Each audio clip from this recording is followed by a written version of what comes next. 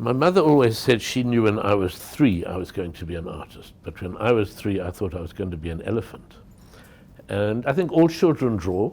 Most of them stop when they're 10 or 12. I just forgot to stop and went on drawing, so it was a fairly easy progression into continuing drawing. I'd had a career in theatre, studied politics at university, but it took a long time to finally understand the only thing I was going to really be doing was being an artist and would have to sink or swim with it.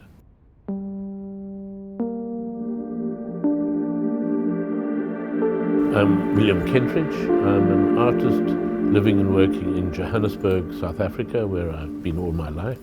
I work between drawing, animated filmmaking, other films, opera and theatre.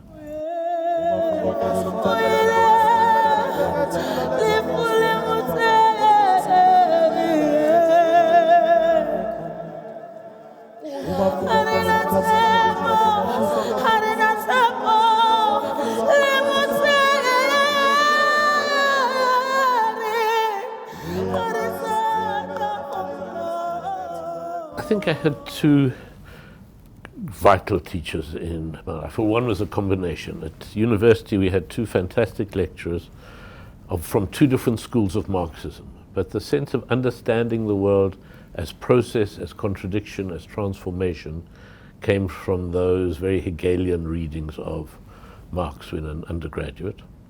So that gave me one kind of different understanding of the world as process rather than fact.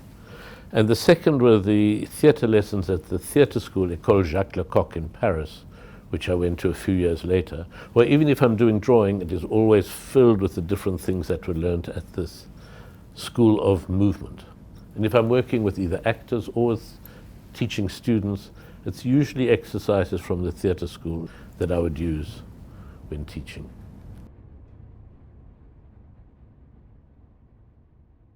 Obviously, throughout one's life, there are different artists that have different power, but Goya is always a central figure that goes through, as is Picasso. And then artists like Dziga Vertov, the Soviet filmmaker, still sort of sits on my shoulder saying, we haven't yet got anything as wonderful as the films he was making in the 1920s.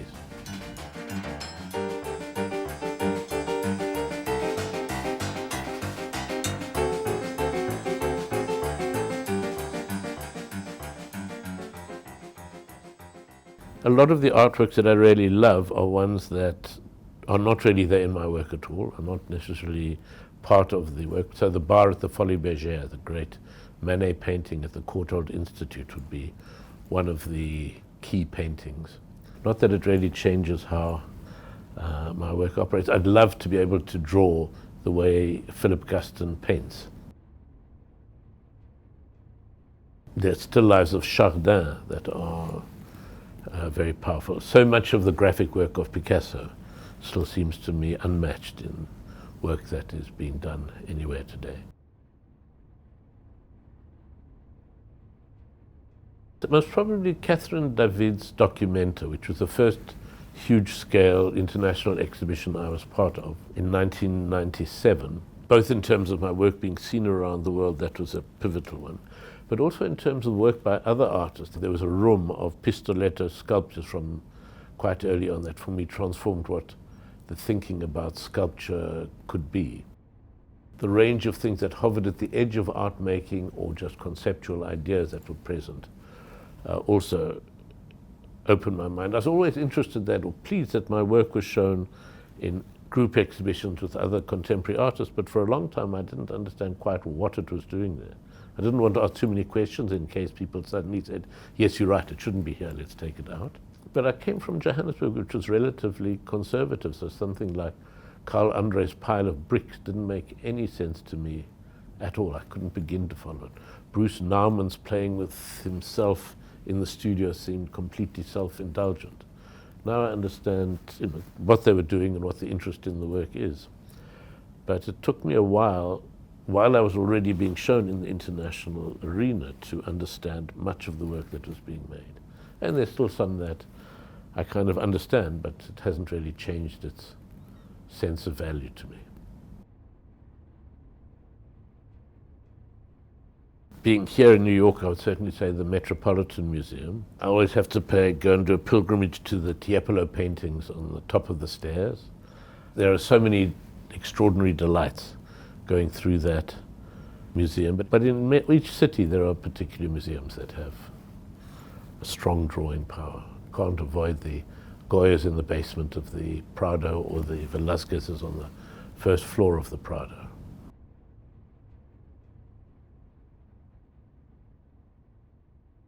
There have been several books which have been the starting point for different projects that I've made. The Confessions of Zeno by Italo Svevo, the Italian-Austrian writer, written in the 1920s.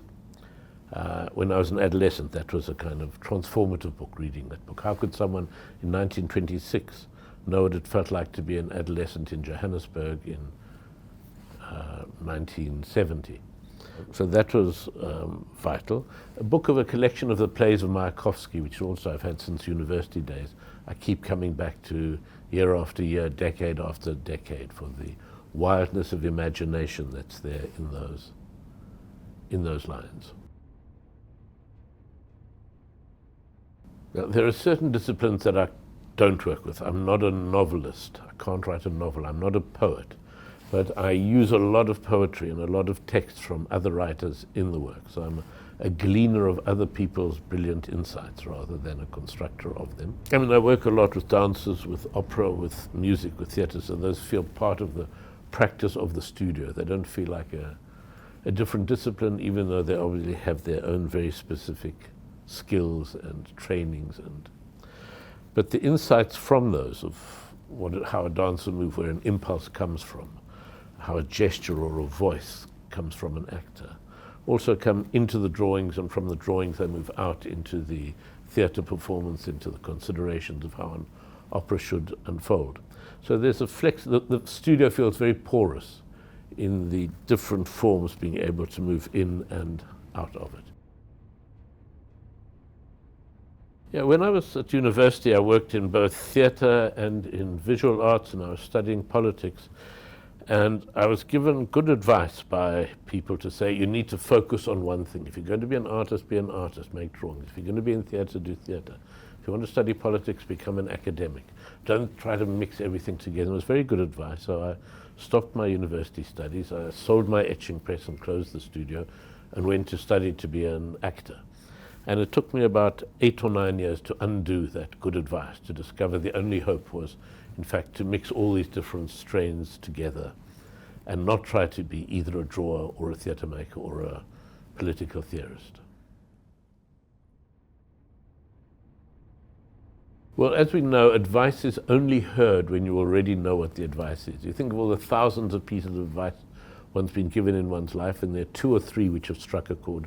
And they strike a chord because you already know it. You need confirmation or affirmation to follow that. So I suppose my advice is to leap before you look, to give the impulse the benefit of the doubt, to not write the essay in advance of the work, to make a safe space for stupidity, for the work, to allow the work to tell you things you don't know, to resist the art school imperative of writing about the work even as you're making it.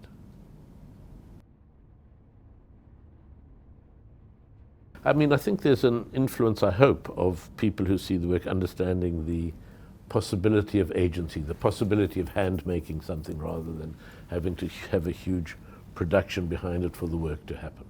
Obviously, with big productions, there is a need for a lot of support behind them, but the heart of the projects, of almost all, whether it's an animation or just a drawing or even a performance, can start very directly and immediately.